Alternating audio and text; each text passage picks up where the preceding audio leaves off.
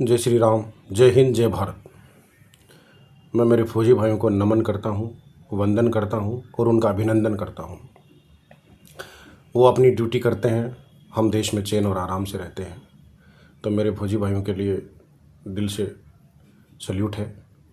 सर्दी, गर्मी, बरसात, -50 और 50 में भी वो लोग अपनी ड्यूटी पूरी ईमानदारी से करते हैं।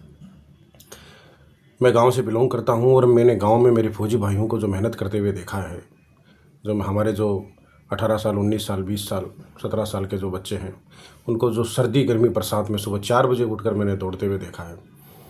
सुबह दौड़ते हैं, शाम को दौड़ते हैं, मौसम कैसा भी हो, हर परिस्थिति में वो पूरा प्रयत्न कर रहे हैं कि उनको आर्मी में जाना है, फ़ौज में जाना है, देश की सेवा करनी है।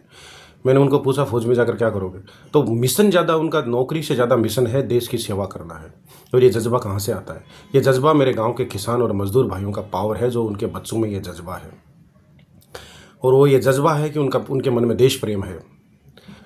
वो अग्निवीर में जिन बच्चों का सिलेक्शन हुआ है, उनको भी मैं धन्यवाद देता हूँ। और मैं इसके लिए कुछ बात बोलना चाहता हूँ जो मेरे मन में आई। उनकी ट्रेनिंग कितनी हो जाती है? शायद 8-10 महीने की ट्रेनिंग तो सरकार देती है। उससे पहले वो लोग 2 साल, 3 साल तक अपनी खुद की निजी ट्रेनिंग लेते हैं। तो सुबह 4 बजे उठकर वो अपनी प्रैक्टिस करते हैं, एक्सरसाइज करते हैं, दौड़ते हैं सुबह और शाम को भी सेम।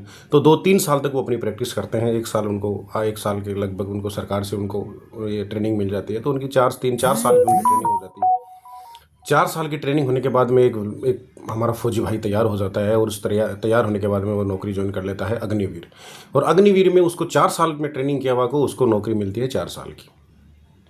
4 साल बाद में उसको रिटायरमेंट दिया जाता है। 25% फौजियों को रखा जाता है। अच्छा, हम दूसरी कड़ी की बात करें। हमारे सिस्टम में इलेक्शन की सबसे छोटी इकाई है ग्राम पंचायत, और ग्राम पंचायत में सबसे छोटी इकाई है वार्ड पंच।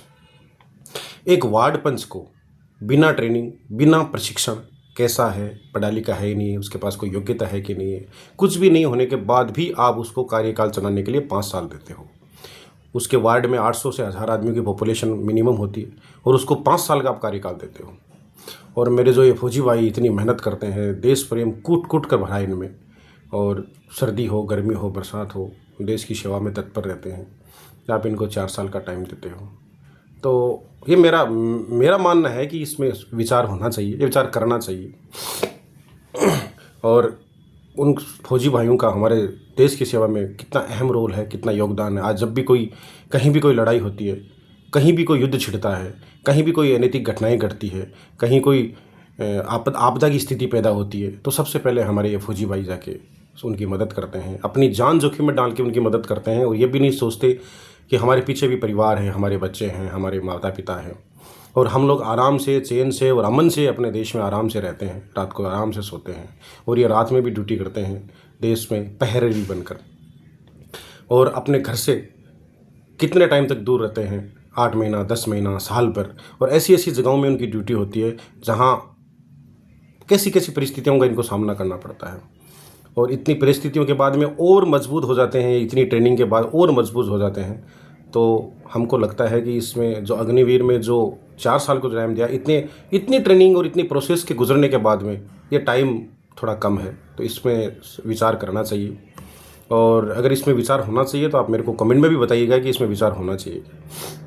क्योंकि बाकी इकाइयों में 5 साल का टाइम दिया जाता है, सब इलेक्शनों में 5 साल का टाइम दिया जाता है, तो उसमें इनको इलेक्शन से भी कम क्यों आंका जा रहा है?